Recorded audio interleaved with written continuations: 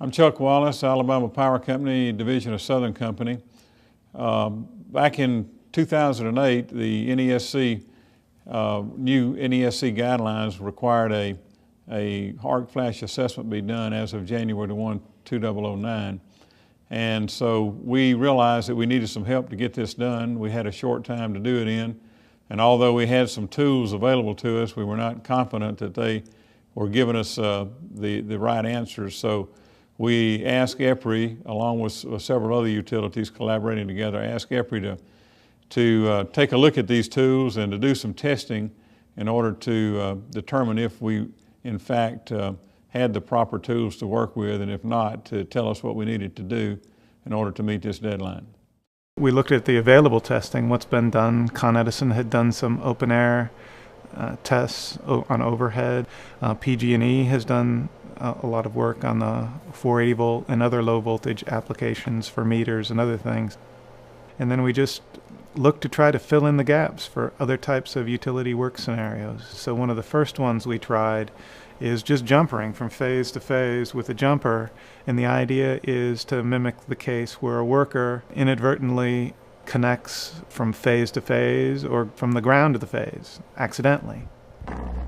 We want to know, does the arc stay small? Does it swing away? And we found pretty quickly that the arc wants to get big pretty fast. That lead will drop away and the arc can really make a pretty long arc.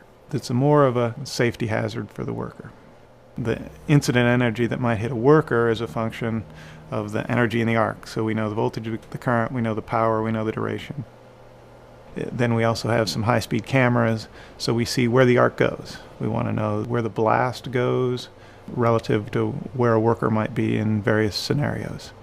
And because we have the current flow through the arc, that creates a high magnetic field, and that makes the arc dance around. That's what makes the arc go flying down the line if it goes phase to phase. It acts like a railgun, and the arc will really zip down at tens of feet per second down the line, which, depending on which direction you are from the arc, it can make it better or worse.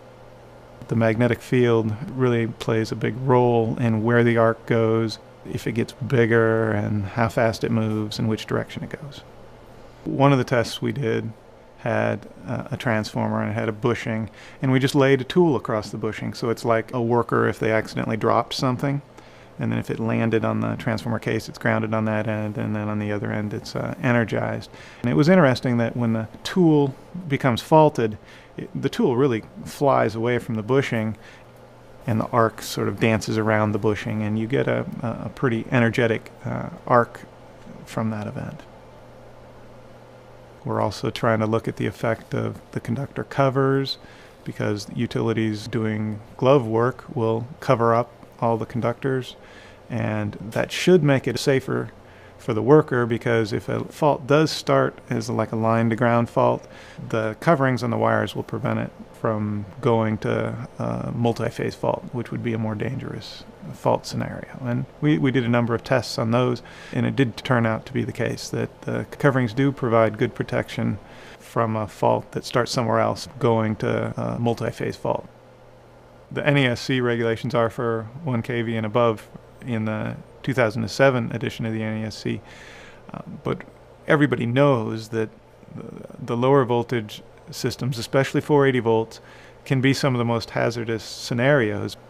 PG&E has done arc flash testing at low voltages for a number of years, and some of the early tests really pointed out that you need to test the actual equipment to understand how it operates. Our metering department was very interested in finding out a way to do their work without having to compromise the reliability to our customers. We rounded up over 90 meters, and we blew all of them up. 45 self-contained meters and 45 CT-rated meters, and measured the incident energy. The big surprise in the meter world is that the worst hazard is the lowest current.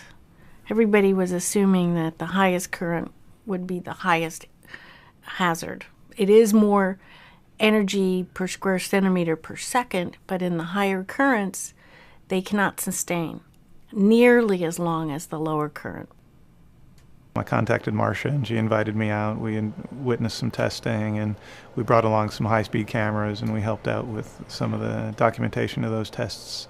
And then from there we expanded from the work they had done to meters to start to take a look at other utility equipment, small panels, network protectors, pad-mounted transformers, because we expect that each will act differently because it's a matter of how big the equipment is, what the spacing is between bus bars, and how much metal's in there. And so there's a lot of variables involved in it. It's definitely equipment specific. Pad-mounted transformers are one of the most common pieces of equipment. We're testing 480 volt transformers. So far at 25 kA, we've seen that the faults self-clear in a couple of cycles, which is good news. The NESC draft standard suggests wearing 20 calorie clothing when working those live. Testing suggests that that's maybe too much. 4 or 8 calories would be sufficient. The guys that have been working in the test lab have been there 5-10 years or more, and they are very familiar with the lab. They're very familiar with testing. As we're going along, we're trying to balance learning a little bit more about the physics behind the arc flash, as well as trying to measure more realistically the energy that may impact a worker.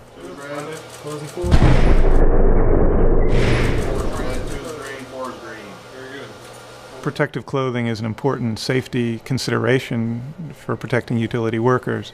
The standard test setup for clothing involves measurements with calorimeters that uses a thermocouple on a copper disc, and that measures the calories per centimeter squared, the incident energy on the worker. And then we are also testing clothing samples, and then we put that behind the clothing so we can get an idea of the performance of clothing as we're doing these tests.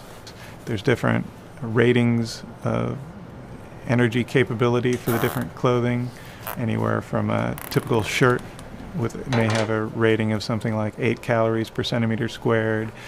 Single layer jeans might be something like 12 calories. And from what we've seen from the testing at 480 volts, where you do get more of a direct blast from that fireball, that generally the clothing doesn't perform as well as its rating.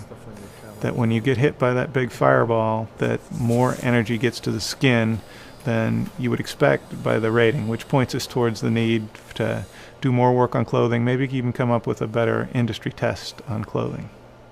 What if you remove At our PG&E testing, we had several utility advisors on site to guide the testing and provide advice. So I've been with City Light for close to 20 years, and in that career I've run into some actually rather nasty cases of protectors blowing up, mostly for 480 volt. And I'm just glad that we've got this project going. So we have the largest network system, underground network system in the world. So arc flash, the 480 network protectors is quite a big deal for us, considering that we're constantly operating these network protectors on a daily basis.